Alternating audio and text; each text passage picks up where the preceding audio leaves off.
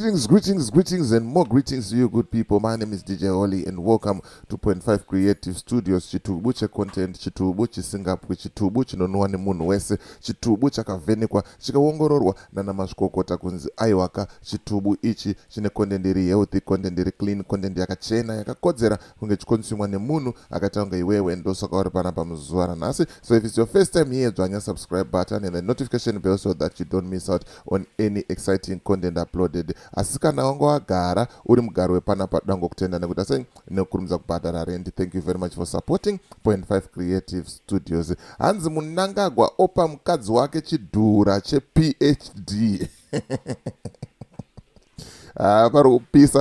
Parikupisa zvamanje ndo nyaya ndiri kufambira kuti koma tsimba akafambwa namukoma ndo akufambwawo nemufana futi here. Zvakangoitwawo naBhobho kupawo mukadzi wake bedroom PhD ndo zvakuitwawo futi navaMnangagwa. Ndo nyaya iri kupisa zvamanje paX iri kutrenda, paFacebook parine noise, pane ruzha, saka ndoda kuratidza mapost aya, and then ndokuratidzawo futi macomments, ndokuratidzawo futi mapictures avaMugabe vachipasa Grace Mugabe, and then ndokuratidza futi vaMnangagwa vachipasa futi ani mai Mnangagwa anditika mawani. Saka gara wakasubscribe panapa zvamanje nekuti tinouya nadzo dzese dzinenge dzichipisa anditika. Saka ndisingatambise nguva ndikuti kana une bhizimusi raunaro raunoda kushambadzirwa, ndibate namba dzangu ndo dziri pascreen idzo. Kana une nyaya yaunayo yauda kuti ndifambire, ndibate futi pasame number ipapo. Tita tofambira nyaya dzacho handitika. Hatinete ende tinodzifambira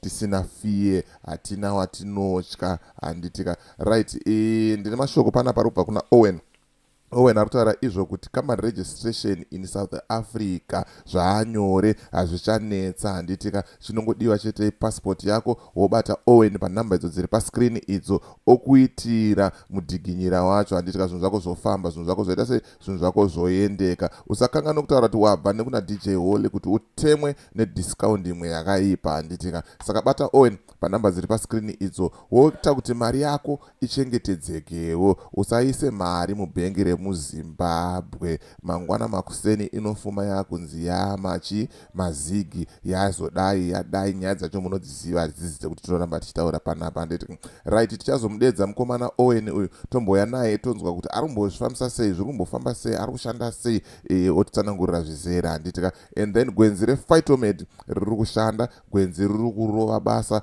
Kana uri muJoburg and surrounding areas, bata namba dzakanzi mai Robert idzo. Kana uri kuCape Town, bata namba dzakanzi Fochi. Kana uri muHarare muZimbabwe, bata namba dzakanzi Nyari idzo. Ndo vanhu vacho ivo vari kuita zvinhu. Ungave une musoro, ungave une musana, ungave une maronda asiri kupora, Phytomed ndo gwenzi riri kubata basa zvamanje handitika. Right, reka ndipinde munyaya yangu iyi iri apa. Inyaya iri kupisa zvamanje. Zvimwe zvike tikataura zvere, but Zimbabwe inonaka boys, inonaka. Dai nyaya dzese dzisingaitike taigona kutongofa, kumuka munhu akafa neBP woshaya kuti kochii, kuti hanzi akangoti Zimbabwe mbaadona. Mawana zvikanzi Mnangagwa opa mukadzi wake Chidhuura ChePhD. Chidhuura.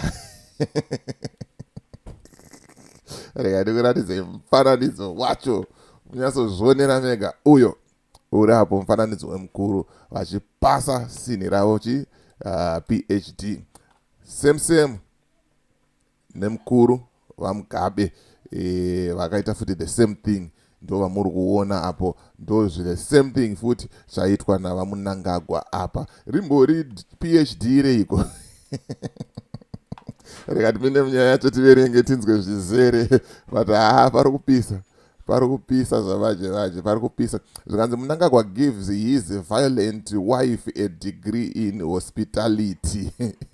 Mnangagwa gives his violent wife a degree in hospitality. Zvikanzi panapa by President Emerson Mnangagwa has awarded his wife Auxillia Mnangagwa a controversial Doctor of Philosophy PhD degree in tourism and hospitality management, sparking widespread criticism and comparisons to the infamous PhD scandal involving Grace Mugabe. Ndo nyaya yacho iripo iyo. pakaipa pari kupisa mahwani. Zvikanzi chinyika chedu chinotongwa nevatorwa. Munongoziva kuti comment section hainonoke kupindira, inobva yatongotanga kutongotanga ipapo, haitore nguva handitika. Zvikanzi nemumwe kwatiri kubva ndo kwatiri kuenda, makudo ndo mamwe. Pari kupisa. Zvikanzi regai vanhu vape vakadzi vavo menduru vachiri vapenyu whilst they are still in power. Vachiri kuchimhanya chinhu ichi chimbovasiyaiwo vaitewo zvavari kuita komana, musanyanyoda kuvatsoma-tsoma, musanyanyoda kuvatsoma-tsoma. Tiri kuona team ZANU-PF iri kufara zvisingaite, iri kupembera pane this tweet rakandwa naJamwanda iri. Zvikanzi makorokototi wa First Lady Dr. Auxillia Mnangagwa. Zvikanzi nevamwe imbori program ipiko iyo. Zvikanzi which program? Zvikanzi tourism and hospitality. Zvikanzi naSimba anopedza zvake. Zvikanzi when did this violent woman learn any? Akadzidza kupi? Nguva rini? Pari kupisa zvamanje manje. Amenoti munoti chionazvo kuti zvakaitwa naBobho ndo zvapamwa futi nemukuru wenyika. Haringofollowa same footsteps iyayo.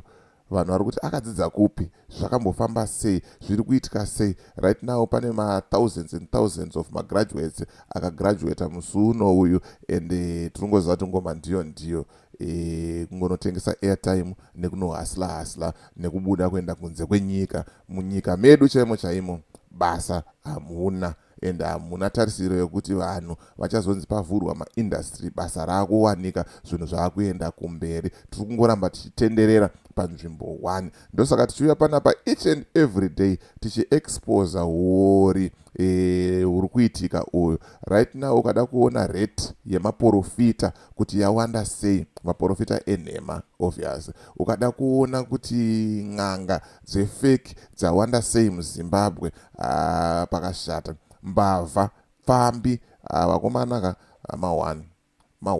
mavendors hanzi awanda kupfuura vanhu mutaundi.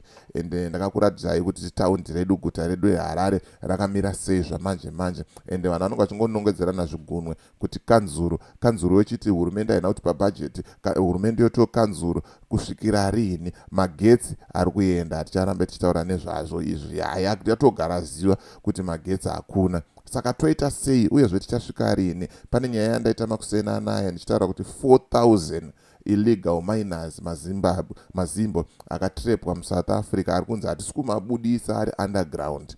Pakaipa. Inyaya yenhamo, vanhu varikutraya kutsvaga kurarama kuti zvinhu zvavo zviende kumberi, but tikuramba tichingotenderera panzvimbo 1. Anyway, ndo upenyu hwacho, ndo nguva yacho. Amene Munoti Chii nenyaya iyi yekuti Mnangagwa Opa mukadzi wake Chidhuura ChePhD. Siya comment mucomment section, wotaura mafungiro ako, wotaura maonero ako. As for me, DJ Holly and the rest of the crew behind the scenes, tiri kuti it's bye for now. Ngatisangane muvidheo rinotevera.